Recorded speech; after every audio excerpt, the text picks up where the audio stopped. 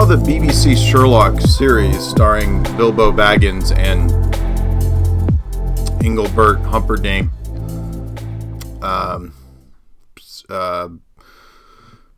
Benedict Slumbersnatch, Slumberdick, Panty Snatch, Bent Dick Cummerbund,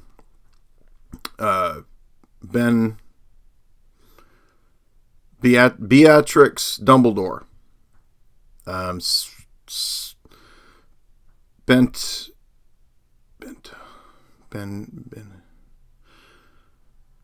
Trinidad James,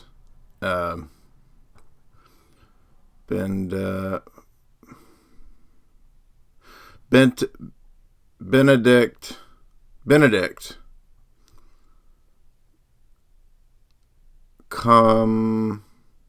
Cumbersome, Benedict Cumbersome, then you already know that there's probably a lot of things that stuck out as pretty odd. I mean, it's almost like this was being written by intelligence agents, and in fact, I think there's a good possibility of that like many BBC shows, we know this is run by the Ministry of Information, British intelligence and so forth.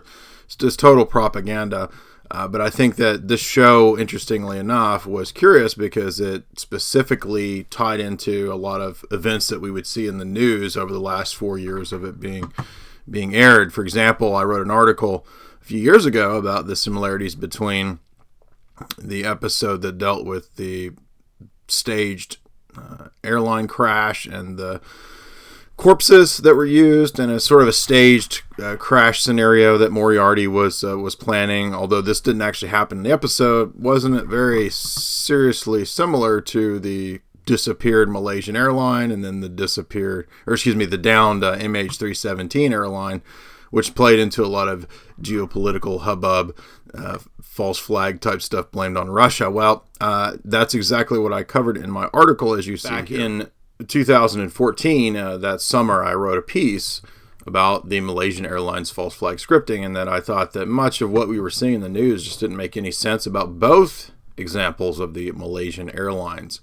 And curiously, as we saw, episode 1 of season 2, Scandal in Belgravia, had Mycroft, head of MI6, Sherlock's brother, setting up a staged scenario with already dead bodies to thwart the terrorists. Of course, we know that in reality, these incidents don't thwart the terrorists, but they actually oftentimes end up as being used by the state, by the government, etc., to foster their agendas. Now, Malaysian Airlines was actually started, I noticed, by a Liverpool-based ocean group, as it's called, that went back to Imperial Airways in 1937. So it's crucial, I think, to understand Malaysia as in its history was part of the British Empire. And then I think we could conclude as a result there that British intelligence would not be far removed from this scenario. And there's also CIA connections that go back to 9/11. But the reason I bring this up is that, this season of Sherlock, as well as a couple of the previous seasons, have touched on drug running, planes, triads even. And in fact, the triads, if you're not aware, do have Masonic globalist connections. They go back to their origins of Freemasonry in China, and this is ultimately why we can just once again make the connection between organized crime and secret societies, and even ultimately cults, because if you notice, as I pointed out in a 1986 Time magazine article that I dug up, which I guess has been scrubbed, you can't find it anymore, they talk about the CIA shell company Air America. Now, many airlines have been used, as I pointed out over the years, for CIA operations, for covert operations, for black ops, etc. And that makes perfect sense. Airlines are, of course, easy ways to move goods. Now, if everybody probably who watches my channel, you probably watched the Tom Cruise film American Made. And American Made was about, once again, the story of Barry Seal and the CIA using these private shell companies to traffic drugs. But again, Time Magazine had noted this all the way back in 1986 when it broke in relation to Iran-Contra. So notice it says, officially the CIA has no record that Duell ever worked at this company, but among agency hands, he's a legend. Operating out of a small, nondescript office, he owned a holding company, the Pacific Corporation, which was a front for the CIA, the Civil Air Transport, and Air America, Southern Air Transport. Now, I pointed this out many times. Mel Gibson has been in movies about this with Robert Downey Jr., Air America, right? This is not new. This is all old information, but how do people not see this, right? And why am I bringing this up? Well, because again, it's interesting to note the parallels between the Sherlock episode and again, it's directly in the episode related to British intelligence. It's the Sherlock's family is a British intelligence family. And what's amazing about that, the reason that's relevant is that we're going to get to season 4, the way that the show, apparently the whole series most likely has concluded, is a direct reference to mind control and trauma-based mind control, etc., which are really just a bunch of psychological manipulation tools that have been developed by British intelligence, Tavistock, CIA, and all these different intelligence agencies, studied, in depthly, that we've covered many, many times at Jay's Analysis. But what I'm getting at is that it was shown to you very clearly in the season, in the show finale. Recall in the finale of season 4, it was in fact Sherlock's sister who had been forgotten, had been hidden away by Mycroft in a mental institute, but she was also used by British intelligence.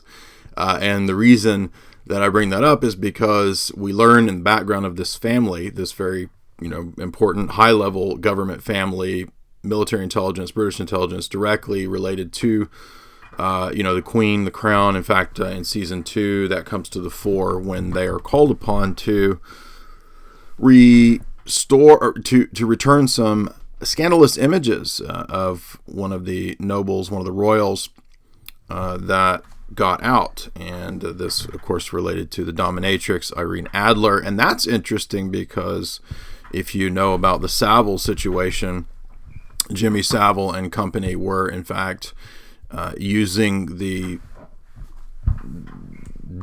perversions, I guess, the degeneracy, of these different elites and so forth for blackmail.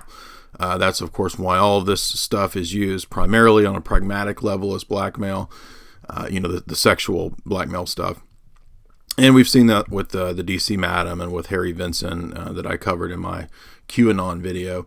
But the reason that's all relevant here is because Sherlock was showing you this. Sherlock was showing you that the sister was being used for her talents and skills because British intelligence is using also the dark side. So in other words, they want to control the good guys and the bad guys. And this is something that Brzezinski talked about in his book. So again, the establishment is interested in power. They're not interested in good and bad, right and wrong, virtue and vice.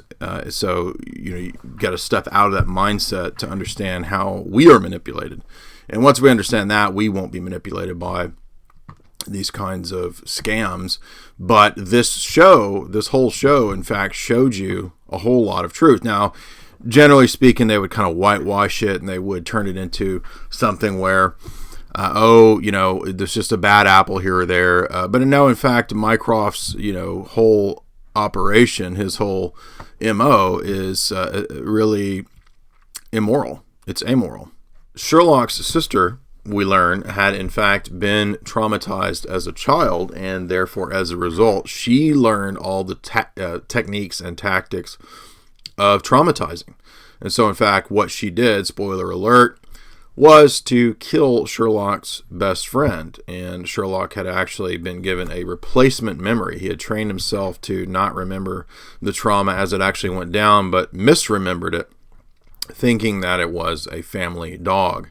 Now, this is all interesting because this comes up in a lot of stories that we read about in terms of people who were brought into intelligence work or who were traumatized or brought into cults and the Illuminati, so forth. Intelligence agencies, all these different groups had the MO of breaking down a person's morals and taboos. Now, that was also something that we saw in Full Metal Jacket, because it's really just a technique that the state uses and has always used in terms of bringing people into its service. In order to do that, you kind of have to break down their previous conceptions, right? Break them down, build them back up, which is a scam. And the people who go into this, think that they're going to come out on the other end better. But what does it cost? What is it worth to lose your soul? Right? What? That's what Jesus says. If you gain the whole world, what is the point of having lost your soul in the process? And that's really what happens to people who undergo these kinds of operations. And I'm making the point that boot camp is kind of based around this idea. Now, I'm not saying that everybody who went to boot camp is under mind control. That's a very kind of weak form of it. But for people who, undergo special forces training and all that kind of stuff, the serious stuff, it becomes a little more serious, a little more hardcore. And again, we know that from Vietnam, from the Phoenix program, what you see in movies like Apocalypse Now, that was a program to basically create crazy assassin killers, right? Serial killer type people to fight against the Viet Cong. So again, the whole series of Sherlock, I think, bears the stamps of British intelligence influence in writing. And I'm not saying that it's, all the Western intelligence agencies are essentially linked at the hip: CIA, MI6, Mossad. They're not against one another. And so that's why you're seeing the same messages over and over and over through all these intelligence related shows, is because that's the worldview that they want to propagate. And again, spies are not James Bond. They're not people doing great patriotic endeavors. They are working for bankers. They're working for Wall Street. They're helping to foster international drug trade. They're not stopping terrorists. They're running the terrorists. And once you figure that out, the whole thing falls apart and you're not duped by this stuff anymore. And again, it's not explicit, but it's implicit in the Sherlock series that, this is who you're dealing with. Sherlock's a sociopath. Mycroft is almost a psychopath. The sister's a psychopath. This is a British intelligence family. In fact, I think it's the biography of Roald Dahl. If you read Roald Dahl's biography, or one of the famous ones, he will talk about 221 Baker Street as another term for British intelligence. So that's what this family is. That's what they represent. And it really just illustrates the amorality of the state. What does Sherlock consistently hammer throughout the whole series? His atheism. He can't stand the idea of God. It took him, years to merely make a friend. And why is that? Well, because he was traumatized as a youth. And that's essentially the model that not just elites with their own family members, but in fact, what the society, what the fallen world, this evil spiritual force that's really motivating much of what's happening in the world, what it wants to do is traumatize all of us, and especially children, so that we become wards of the state. We become passive, docile, useful idiots who will fall for any number of scams that come along. So what we have is stage terror. We have planned events. We have large-scale theatric stagecraft being used by the state in this show, right, with the fake death of Sherlock, if you remember the end of I think season 2. We have such a high level of theatrics that runs through the show at the behest of the British intelligence establishment, and that's really what this show is about.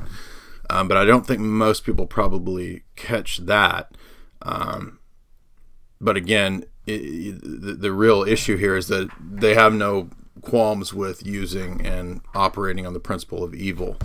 And if you like this analysis, you can read more along the exact same lines in my book, Esoteric Hollywood, which is available at Jay's Analysis for $30 for inside the U.S. and $60 out of the U.S. This is signed copies of my book. You can also check out my show, Hollywood Decoded, at Gaia. TV. And if you like this, you can also subscribe to Jay's Analysis for $4.95 a month or for $60 a year, where we cover everything from pop culture to philosophy to geopolitics. And also in the next few months, we'll look for the sequel to Esoteric Hollywood, which will be Esoteric Hollywood, the sequel. Thank you for watching, and please share this. Subscribe here at the subscribe, wherever it is right here. Subscribe. Help me get to 20,000, and I'm almost there. And I'd like to, in the next year, double that, since most of the 20,000 subscribers came in 2017. So by 2018, I'd like to get to 40 or 50. You can help me do that. People in alternative media who are telling the truth actually are being targeted by algorithms. They're being censored on Facebook, social media. I've been censored for 4 months on Facebook. So you can help me by sharing the stuff and subscribing and, really getting this information out, because that's what we rely on, is expanding our network, expanding our influence. Thank you.